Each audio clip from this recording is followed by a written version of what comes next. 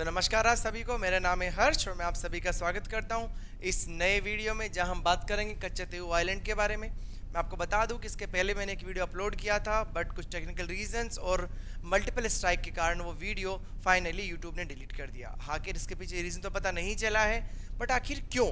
तो ऐसा भी बताया जा रहा है कि कुछ लोगों को ये वीडियो बिल्कुल भी पसंद नहीं आया, क्योंकि वो नहीं चाहते कि हम उनके बारे में दुनिया को बताएं। तो इसीलिए वो वीडियो फाइनली हमें डिलीट करनी पड़ी। तो ये वीडियो दोबारा मैं कुछ मॉडिफाइड कंटेंट के साथ दोबारा अपलोड कर रहा हूँ। तो चलिए इस वीडियो में साथ अंत तक बने रहिए। हम बात करेंगे क्या है कच्चतेऊ आइलैंड, क्यों ये खबरों में है और क्यों ये इंडिया के लिए इतना ज़रूरी है, और क्या सच में कांग्रेस ने इसे श्रीलंका को दे दिया था। हम बात करेंगे इससे जुड़े सारे मुद्दे जो कि एक आम आदमी को जानना बहुत ज़रूरी है। ऐसे सारे मुद्दे जो कि आपके यूपीएससी आईएएस एग्जाम के पर्पज से बहुत रिलेवेंट है। हम बात करेंगे कच्चतेऊ आइलैंड के बारे में। चलिए तो शुरू करते हैं। मेरा नाम है हर्ष और मैं आप सभी का स्वागत करता हूं इस वीडियो में। रिसेंटली ये सब चीज़ें न्यूज़ में चल रही थी, जिसमें देखा कि मोदी जी ने ना जो बहुत सारी खबरें डाली, जिसमें लिखा होता है कि did Congress give away Katchatheevu island, क्या किसी और को दे दिया गया, या ये कुछ चीज़ें न्यूज़ में थी। कुछ और चीज़ों की बात करें, अभी दोबारा इसमें नए बदलाव कहाँ से आए।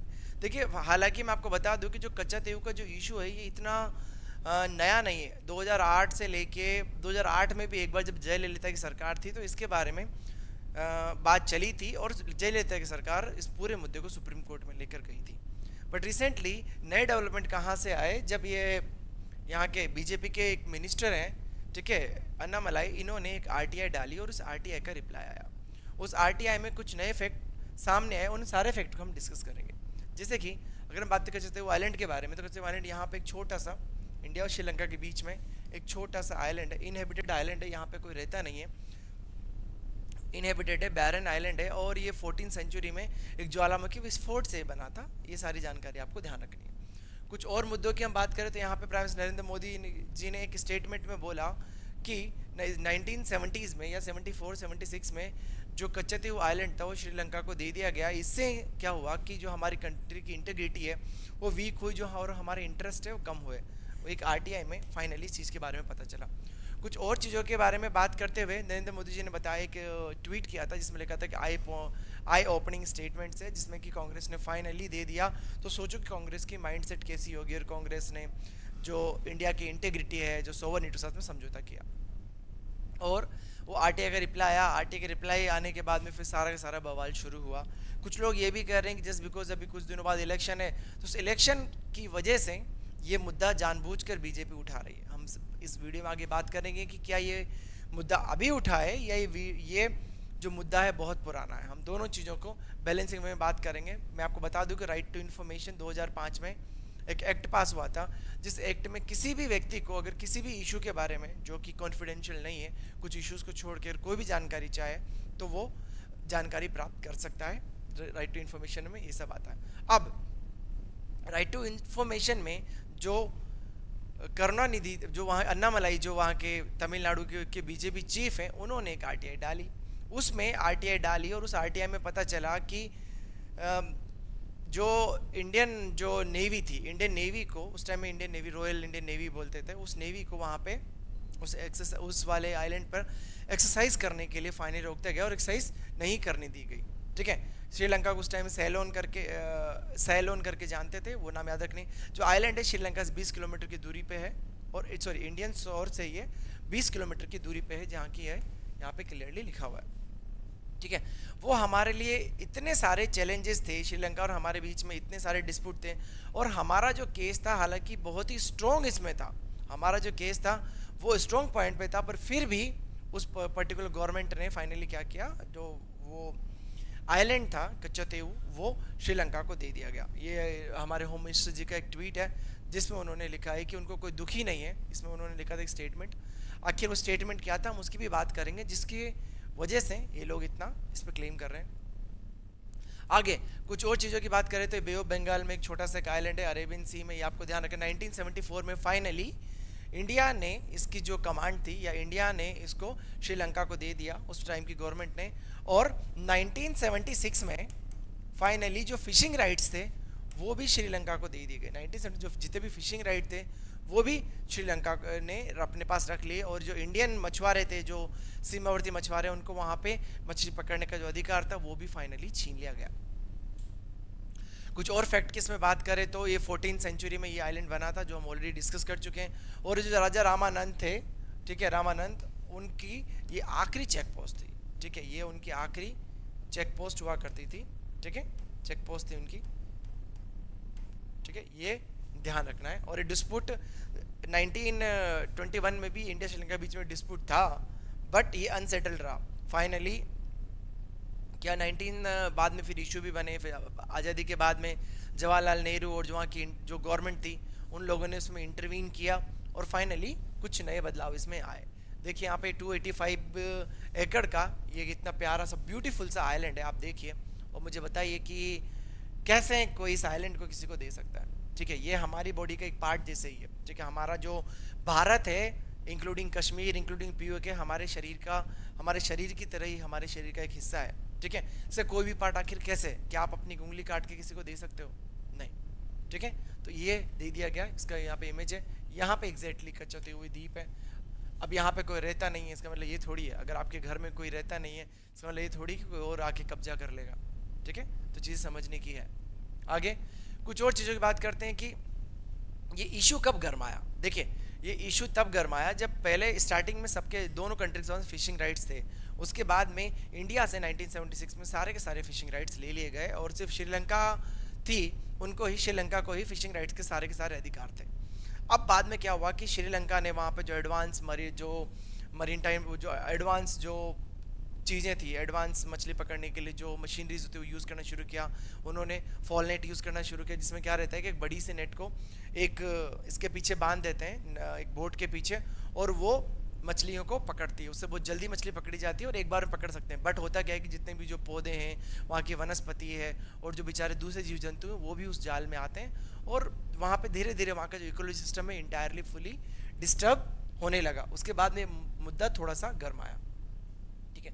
कुछ और चीज़ों की हम बात करें तो यहाँ पे सिर्फ जो फिशरमैन, जो इंडियन फिशरमैन है, उनको वहाँ पे सिर्फ स्टे करने के लिए, अपनी बोट को कुछ टाइम के लिए रोकने के लिए ही अलाउड थे। उनको नेट सुखाने के लिए वहाँ पे फाइनली अधिकार दिए गए। और जो सेंट एंटोनी करके जो वहाँ पे एक क्रिश्चियन लोगों का एक फेस्टिवल है, उसको सेलिब्रेट करने के लिए फाइनली परमिट किया गया। बट उनको किसी भी टाइप से, जो इंडियन फिशरमैन, उनको किसी भी टाइप से वहाँ पे मछली पकड़ने के अधिकार नहीं दिए गए। हालांकि ऐसा हुआ कि जो इंडियन फिशरमैन थे वो वहाँ पे मछली पकड़ते जाते रहे, उनको पकड़ा भी गया। और जब फिशरमैन को अरेस्ट किया जाता है, पकड़ा जाता है, तो वहाँ की नेवी काफ़ी बार ऐसे अप्रिय घटनाएं भी हुई जिनमें फिशरमैन को गोली मार दी गई, या फिर कुछ और मुद्दों की बात करें तो फिशरमैन को जेल में डाल दिया गया और वहाँ पे हेफ्टी ऑफ फाइन लिए गए, बहुत सारे फाइन उनसे चार्ज किए गए, ठीक है।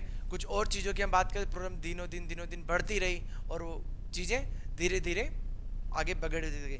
चीज़ों पे इकोसिस्टम, वहाँ का इकोसिस्टम धीरे धीरे बिगड़ने लगा, क्योंकि वहाँ पे जो फिशिंग ट्रॉलीज उनका यूज़ होने लगा, जिसमें कि एक बड़ी नाव के पीछे एक जाल बांध देते हैं और उससे वो नाव आगे चलती है।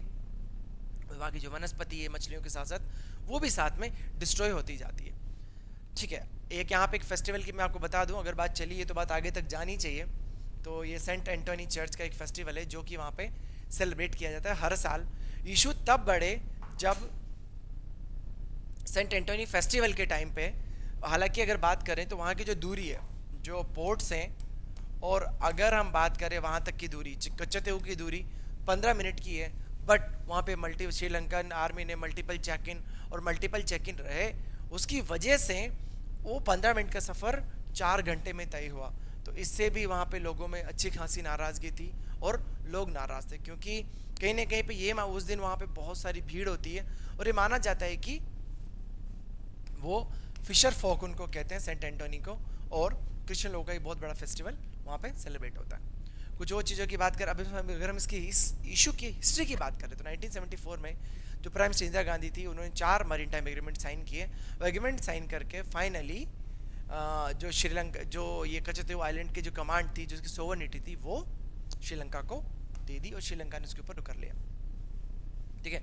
1991 में भी तमिलनाडु सरकार के साथ में कुछ रेजोल्यूशंस पास हुए जिनमें कि कुछ और चीज़ों को बदलने की कोशिश की गई। 2008 में जो जयललिता की सरकार थी वो सुप्रीम कोर्ट गई, उन्होंने सेंट्रल गवर्नमेंट सुप्रीम कोर्ट घसीटा और कहा कि आप जो आपने जो ये एग्रीमेंट किया है इसको नलीफाई करने के लिए उन्होंने कहा कि आप इस एग्रीमेंट को नलीफाई करो। ठीक है, और उन्होंने कहा कि ये चीज़ें गलत है और ये चीज़ें बदलनी चाहिए। कुछ और हिस्टोरिकल डेवलपमेंट की बात करें तो 1961 में पंडित नेहरू की जो गवर्नमेंट थी उन्होंने उनका एक स्टेटमेंट बड़ा वायरल था कि उन्होंने कहा कि हमें इस बैरन आइलैंड को छोड़ने में कोई दिक्कत नहीं है और हमारे लिए किस टाइप की कोई इंपॉर्टेंस नहीं रखता है। ठीक है, एक रिसेंटली जो एक जयशंकर प्रसाद जी का एक स्टेटमेंट जो कि आया, जो कि बहुत ज़्यादा वायरल हो रहा था, उसमें क्लियरली उन्होंने बोला है कि 1974 में जो आइलैंड के जो राइट्स थे, ओनरशिप थी, वो श्रीलंका को दे दी गई और 76 में जो फिशिंग राइट्स थे वो भी दे दिए गए। चीज़ें वैसी हो ना हो बट एटलीस्ट इंडियन जो मछुआरे हैं उनको फिशिंग राइट्स तो मिलने ही चाहिए। ये बात उन्होंने इस वीडियो में कही। कचदेव आइलैंड यहाँ पे ये है। ठीक है, ये जो स्टेटमेंट था जो कि हम डॉक्यूमेंट से लिया बहुत ही ज़्यादा वायरल हो रहा है, जिसमें क्लियरली ये चीज़ लिखी हुई थी कि even considering the giving up the claim island is person significant, इसमें लिखा हुआ है कि कॉन्ट्राडिक्टरी इक्विपमेंट में था, इसमें क्लियरली लिखा हुआ है कि मुझे कोई फर्क नहीं पड़ता। ठीक है, I attach no important at all to leave this little island और I would no hesitation to giving up. मुझे कोई फर्क नहीं पड़ता और मुझे कोई भी हिचकिचाहट नहीं है इस आइलैंड को गिविंग अप करने के लिए, और जो कि कोई इंपॉर्टेंस नहीं रखता है। मैं आपको बता दूं कि अगर हम सिर्फ इंपॉर्टेंस की बात करें, मान लो मैं सिर्फ इंपॉर्टेंस की बात करूं, तो अगर आपने सुना होगा एक्सक्लूसिव इकोनॉमिक जोन के बारे में, किसी भी आइलैंड या किसी भी भूभाग के आसपास के 200 नॉटिकल माइल तक जो ज़मीन होती है उस पर्टिकुलर कंट्री की क्या होती है, एक्सक्लूसिव इकोनॉमिक जोन होती है, जिसमें सिर्फ उसी कंट्री को मछली पकड़ने, वहाँ के संसाधन यूज़ करने और वहाँ की जितनी भी चीज़ें हैं समंदर के नीचे उनको यूज़ करने के अधिकार होते हैं। तो अगर कचतेव आइलैंड इंडिया के पास होता या इंडिया के पास है तो यहाँ के 200 नॉटिकल माइल इधर, 200 इधर, 200 इधर और 200 इधर, जितना भूभाग है वो सिर्फ इंडिया का होता। तो आप सोच लो कि आखिर कैसे इस आइलैंड की इंपॉर्टेंस नहीं है और कैसे इंपॉर्टेंट नहीं है भाई, कैसे।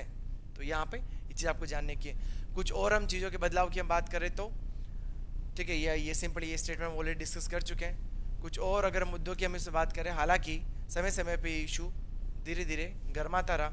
यहाँ पे हमने आपके सामने एक स्क्रीन ऐड करी है जिसमें कि जो India Sri Lanka land boundary agreement है उसके क्लोज 5 में क्लियरली इन्होंने मेंशन किया है कि subject to the foreign Indian fisheries और पिलग्रिम्स आर एंजॉय। ठीक है, फिशरीज को छोड़ के जो पिलग्रिम्स है, जो भी वहाँ पे जो दर्शनार्थी हैं, जो दर्शन करने आते हैं या जो फेस्टिवल सेंट एंटोनी फेस्टिवल के दिन आते हैं, वो लोग वो वीज़ा फ्री इंजॉय कर सकेंगे। बट दूसरे स्टेट में क्लियर कट लिखा है कि जो फिशरमैन है उनको परमिशन नहीं है और वो वहाँ पे मछली पालन मतलब मछली नहीं पकड़ सकते हैं। हालांकि वो रेस्टिंग के लिए वहाँ रुक सकते हैं, बट फिर भी बहुत सारी अप्रिय घटनाएं होती रही, चीज़ें धीरे धीरे बिगड़ती रही और चीज़ों में धीरे धीरे बदलाव नहीं हुए और चीज़ें वैसी ही रही। कुछ और चीज़ों की हम बात करें तो यहाँ पे ये क्लियर लिखा था, तमिलनाडु गवर्नमेंट ने कहा है कि जो कचतेव आइलैंड है उसको दोबारा इंडिया के कब्जे में लिया जाए और जो लैंड जो एग्रीमेंट साइन हुआ था 1974 में उसको नलीफाई करने की मांग यहाँ पे बढ़ी है। ठीक है, यहाँ पे कुछ और चीज़ें हैं जो जयशंकर प्रसाद जी का भी एक स्टेटमेंट बड़ा वायरल हुआ है। उन्होंने इस बारे में कहा, पीएम नरेंद्र मोदी जी ने भी इस चुनाव के जस्ट पहले इसके बारे में जनरली कुछ चीज़ों को कहा। अब यहाँ पे सवाल ये होता है कि क्या ये मुद्दा चुनाव के पहले जानबूझ के उठाया गया है या ये मुद्दा पहले से था। तो मैं आपको बता दूं कि 1992 और 2008 में जो उस टाइम की जयललिता सरकार थी वो कोर्ट में गई थी, सुप्रीम कोर्ट, और उन्होंने कहा था कि जो एग्रीमेंट जो साइन किया है उसको नलीफाई किया जाना चाहिए, इस एग्रीमेंट को हटाया जाना चाहिए। तो ये मुद्दा नया नहीं है, हालांकि हो सकता है कि ये आरटीआई अभी डाली गई हो और इस मुद्दे को चलाया जा रहा हो। खैर, हमारे इस वीडियो का मतलब सिर्फ अवेयरनेस फैलाना है, किसी भी चीज़ को सपोर्ट या हम किसी के अगेंस्ट या किसी के फोर में बात नहीं करते हैं। हम लोग ये वीडियो बिल्कुल अनबायस्ड है और हमने दोनों चीज़ों को बताने की कोशिश करी है। तो आपको बता दूं, अगर हम लोग सिर्फ सारांश की बात करें तो 1974 में फाइनली, ठीक है, इस जो आइलैंड था इसको कांग्रेस ने फाइनली श्रीलंका को दे दिया। 1976 में जो फिशिंग राइट्स थे वो भी छीन लिए गए। अब सिर्फ श्रीलंका को ही वहाँ पे फिशिंग राइट्स और श्रीलंका के मछुआरे वहाँ पे मछली पकड़ सकते हैं। हालांकि जो सेंट एंटनी फेस्टिवल है वो सेलिब्रेट करने की परमिशन है, उसके लिए किसी वीज़ा की ज़रूरत नहीं है। या फिर जो मछुआरे हैं जो मछली पकड़ते हैं उनको वहाँ उनकी बोट को वहाँ पर ड्राई करने और नेट सुखाने और रेस्टिंग के लिए वो वहाँ पे अलाउड है। ठीक है, तो ये सारी चीज़ें वहाँ पे थी। और ये सारे अभी इसमें आगे और क्या बदलाव आने हैं और क्या चेंजेस आएंगे वो तो वक्त के साथ ही पता लग पाएगा। तो इसके साथ ही मैं आपसे विदा लेता हूँ। आपका ये वीडियो कैसा लगा मुझे कमेंट सेक्शन में ज़रूर बताएं, और थैंक यू सो मच। इसमें आपकी क्या राय है वो भी मुझे बताएं। I will see you again. Thank you so much. नमस्कार।